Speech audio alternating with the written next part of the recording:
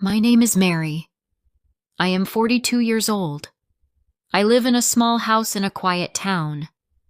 I have been married for 20 years. I thought I knew my husband well. His name is Peter.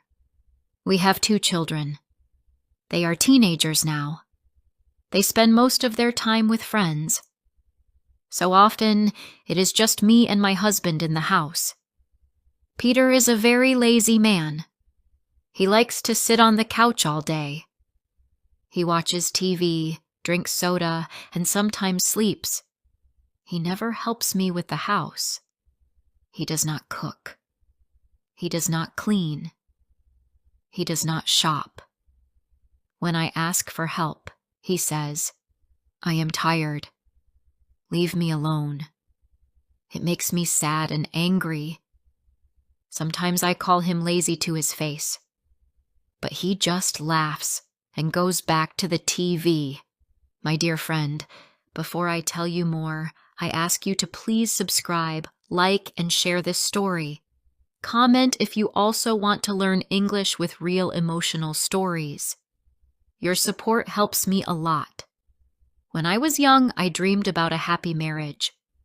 I thought my husband and I would grow old together with love and respect. I thought we would sit together in the evenings, talk, and share warm tea. But life did not become like that. Our marriage became cold. We live together more like strangers. We have no passion. We only stay together because of habit and the children. Many times I asked myself, why do I still live with him? But then I thought about the years we spent together. I thought about the children. I thought about the past when we were young and laughed a lot. I hoped maybe he would change one day, but year after year, he stayed the same. He did nothing. He only lived for the couch, the TV, and his rest. One Sunday morning, I wanted to go shopping. I put on my jacket and shoes. But then I remembered my bank card was in another jacket in the bedroom. I took off my coat and started to search. At that moment, I heard Peter's voice from the living room. He spoke very softly. His voice was not like his normal voice. It was sweet. I stopped and listened. "Yes, darling," he said. "I will see you tomorrow." My body felt weak. My hands shook. He never used the word darling with me. He never called me sweet names. Never. My heart started to beat fast. I felt frozen. I pressed my back against the wall and listened more. "Yes, I miss you too," he said. His voice was soft and warm. He sounded like another man, not like my husband. I could not believe it. Was he talking to another woman? My mind was racing. I almost dropped my jacket. My eyes filled with tears. I wanted to scream, but I kept quiet. When he ended the call, I walked into the living room. He was still holding his phone. He looked shocked when he saw me. His face went pale. I asked him in a strong voice, "Who were you talking to?" He opened his mouth, but no words came. He looked like a child caught in a lie. Finally, he whispered, "She is my woman." I stared at him in disbelief. "You mean a mistress?" I asked loudly. He nodded his head slowly. He did not even try to hide it. He said, "Yes, sometimes I see her." I felt my knees shake. I almost fell on the floor. I said, "You cannot fix a chair. You cannot walk to the shop. But you can meet a woman? How is this possible?" He looked down and said, "She makes me feel alive." I could not believe what I was hearing. I gave him 20 years of my life. I raised his children. I cooked for him. I washed his clothes. I cleaned his house. and now he told me another woman makes him feel alive. I felt destroyed. I wiped my tears and said, "Call her. Tell her you are coming today. Not tomorrow. Today." He looked at me with big eyes. "What? Today?" he asked. I shouted, "Yes!" "Go to her. Run. Walk. I do not care. Just go. I do not want you here." He sat on the couch and looked sad. "But this is my home," he said. I shook my head. "Not anymore. You broke it. You killed it. Go to your mistress. I need to think about my life." He stood up slowly and left the house. I sat down at the table. I put my hands on my face and cried hard. Tears ran down my cheeks. My heart was heavy with pain. I whispered to myself, 20 years, and now this. I looked at the empty couch. For so many years, he was always there. Now, it was empty. It looked strange. It felt cold. I remembered when our children were small. We were young. We laughed. We had dreams. And now I was alone with betrayal. But as I sat there, I felt something new inside me. A small fire. A small light. I said to myself, I will not live with a cheater. I will not live with a lazy man who lies. I will be free. I will start again. My voice shook, but I felt stronger. I took a deep breath. I wiped my tears. The house was quiet, but in that silence, I heard my own voice telling me to be brave. The next morning, I called my daughter. My hands were shaking. My voice was weak. I told her everything. She was silent for a moment. Then she said, "Mom, you are strong. You can leave him. You do not need a man like this. We love you." Her words gave me courage. I started to believe that maybe I could build a new life. Maybe I could stand without him. Later that day, I saw a woman outside the house. She was young. She had a big smile on her face. She was waiting for Peter. My heart beat fast. My hands shook again. I wanted to scream, but I stayed calm. I walked up to her and said, "Leave my husband. He is married to me. Do not see him again." She looked surprised. She did not say a word. Then she walked away quickly. My husband came outside and tried to talk to me, but I turned away. My anger and my sadness were too big. I did not want to hear his lies anymore. That evening we argued. I shouted at him, "You waste your life. You are lazy. You cheat on me. I cannot believe this." He said quietly, "I am sorry." I shouted again, "Sorry?" Sorry does not fix years. Sorry does not fix broken trust. He looked down and stayed silent. I cried and cried for the lost years, for the love I once gave him, for the man I thought I knew. Each tear was heavy with pain. But while I packed my clothes, books, and small things, I felt a strange strength. Each item I placed in the bag reminded me, this is my life. I will live for myself. I called a lawyer the next day. I asked about divorce. My voice shook, but I was serious. My hands trembled as I spoke, but I knew I must do it.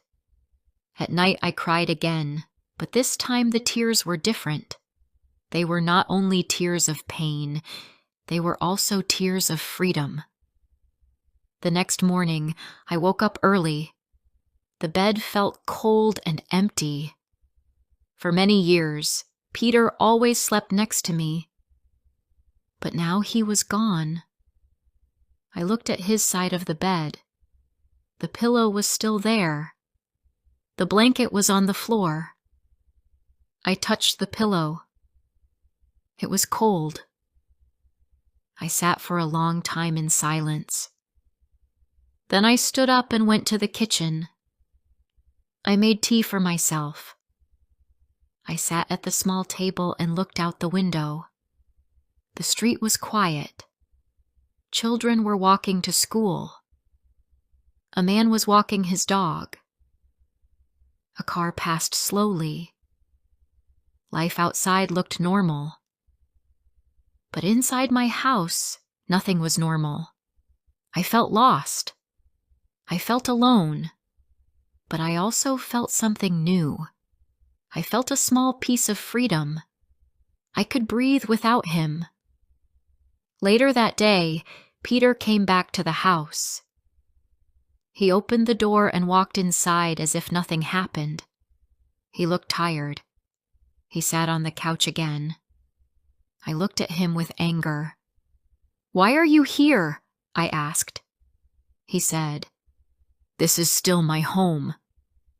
His voice was low. His eyes looked at the floor.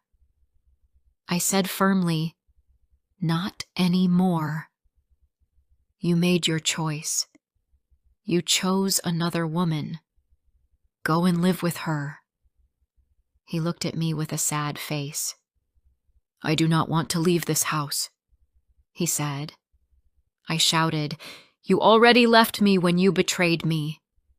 You already left when you lied. Get out." He stood up slowly. He did not argue. He walked out the door. I heard his steps fade away. I sat down again. My body was shaking, but I felt stronger. In the afternoon, my son came home from school. He saw my red eyes and asked, "Mom, what is wrong?" I hugged him and whispered, "Your father has another woman." He looked shocked. His face turned red. He said, "How can he do this to you?" "You gave him everything." Tears filled his eyes. I held him close and said, "We will be fine. We are strong." He nodded slowly. He tried to be brave, but I saw pain in his eyes too. Later, my daughter came home. I told her as well. She hugged me tightly and said, "Mom, you must not stay with him. You deserve better. We are with you." Her words gave me power. For the first time, I felt that I was not alone. My children were on my side. That night, I could not sleep. I walked around the house. Every room had memories. In the living room, I saw the old couch. I remembered many evenings when I cooked dinner and he sat there, watching TV, not even looking at me. In the kitchen, I remembered the times I ate alone while he drank beer. In the bedroom, I remembered the empty nights when he turned his back and fell asleep without a word. These memories hurt me, but they also showed me the truth. He had not been a husband for many years. I was living with a stranger. The next day, I called the lawyer again. I asked about divorce papers. I asked how to divide the house. I asked about my rights. The lawyer explained everything in simple words. My hands were still shaking, but I listened carefully. When the call ended, I felt scared. Divorce is not easy. Divorce is not simple. But I knew I had no choice. I could not live with a man who betrayed me. That evening, Peter came again. He knocked on the door. I opened it slowly. He looked weak. His clothes were not clean. His hair was messy. He said, "Please let me stay. I am sorry. I will change." I looked into his eyes. I did not see love. I only saw fear. He was not sorry for me. He was only afraid to be alone. I said, "You said another woman makes you feel alive. Go to her. Leave me." He grabbed my arm. His hand was shaking. "I will stop seeing her," he said. "Please forgive me." I pulled my arm away. I said, "Forgiveness is not possible. You broke my trust. You broke my heart. Go." He looked down and walked away again. I closed the door and locked it. After he left, I sat on the bed. Tears came again. I cried for the years I lost. I cried for the love I gave. I cried for the hope that was now gone. But with each tear, I felt a little lighter. Each tear washed away some pain. I told myself, this pain will not last forever. I will heal. I will be free. The next morning, my daughter made breakfast. She put tea and bread on the table. She said, "Mom, you need to eat. You must be strong." I smiled at her weakly. I took a small bite. It was hard to eat, but I wanted to show her that I was trying. My son said, "Mom, we are with you. We will help you." His voice was serious. I looked at both of them. My eyes filled with tears again, but this time they were tears of love. I said, "Thank you, my children. You give me strength." Days passed slowly. I went to the lawyer's office. I signed papers. My hands shook, but I signed. I signed my freedom. The lawyer said, "Now the process begins." I walked out of the office. The sun was shining. The air was fresh. I took a deep breath. For the first time in many years, I felt the air in my lungs without fear. I whispered to myself, "I am ready." Peter tried to call me many times. I did not answer. He left messages. He said he was sorry. He said he missed me. He said he wanted to come back. But I deleted the messages. I knew his words were empty. He would not change. He never helped me before. He never respected me before. He only thought about himself. I did not want to hear his lies anymore. One evening, I sat with my daughter in the living room. She looked at me and said, "Mom, do you remember when I was small? You always told me to be strong. You always told me never to accept lies. Now, it is your time to be strong." Her words touched me. I smiled at her and said, "You are right. It is my time now." My son joined us. He said, "We will always be with you, Mom. Do not be afraid." I hugged them both. For the first time, I felt safe. Not because of a husband, but because of my children. That night, I slept better. I dreamed of a small house, quiet and peaceful. I dreamed of mornings where I wake up and smile. I dreamed of evenings where I drink tea and read a book without fear, without lies. When I woke up, I knew these dreams could come true. I only had to keep going forward. The divorce papers took weeks. Each day felt long, but with each day, I felt stronger. I started to take small walks outside.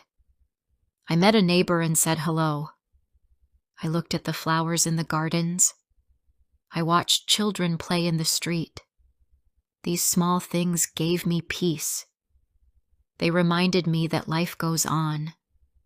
Even when one part ends, another part begins. The day of the divorce came. I put on a simple dress and walked to the court with my daughter. My son wanted to come too, but I told him to stay at school. I did not want him to miss his lessons.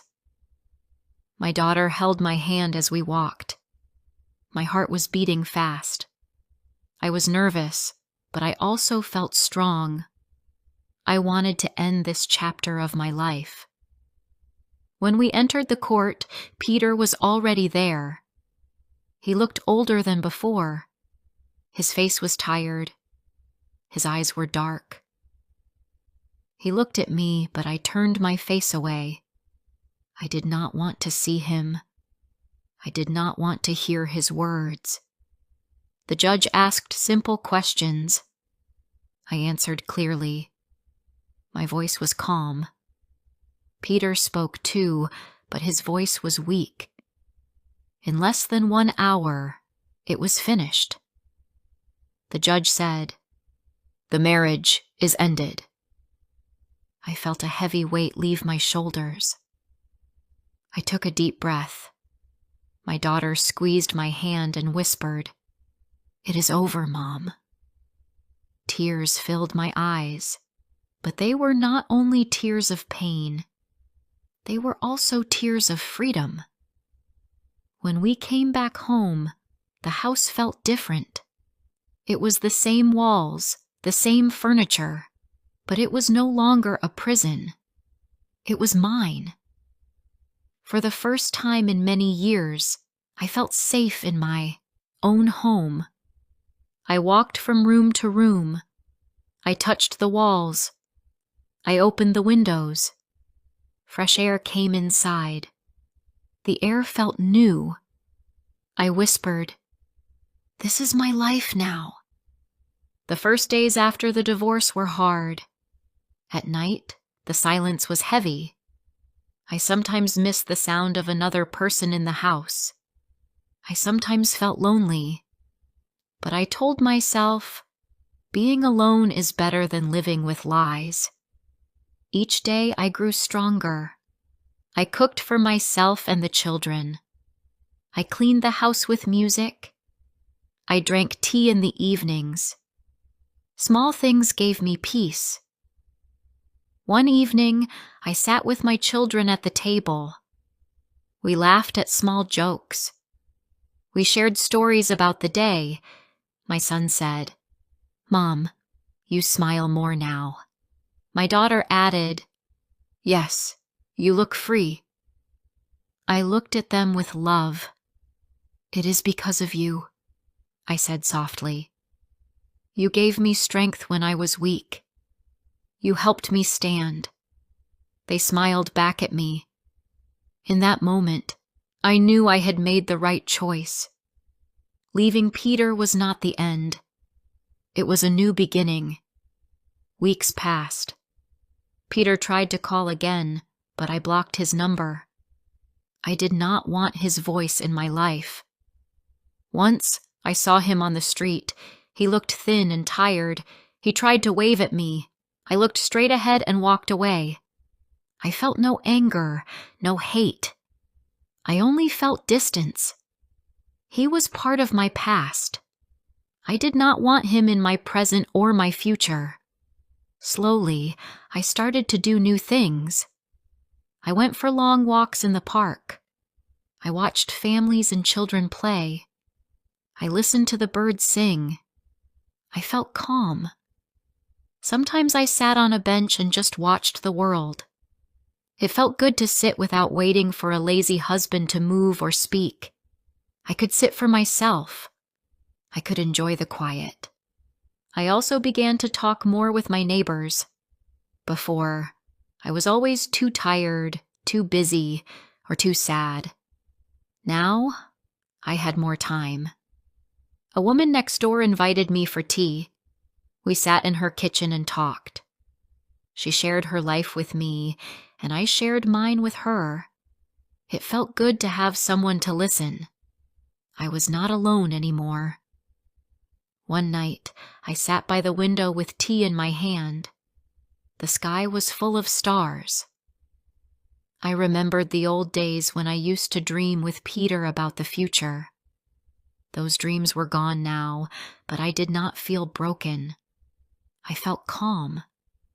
I said to myself, the past is behind me. The future is open. My words were simple, but they gave me peace. Months went by. The pain became smaller. The nights felt less heavy. The mornings felt brighter. I started to wake up with energy. I cleaned. I cooked. I read small books. I laughed with my children. I listened to music. Life was not perfect, but it was mine. I was free from lies, free from betrayal. One morning, my daughter said, "Mom, do you ever want to love again?" I thought for a moment. I smiled softly.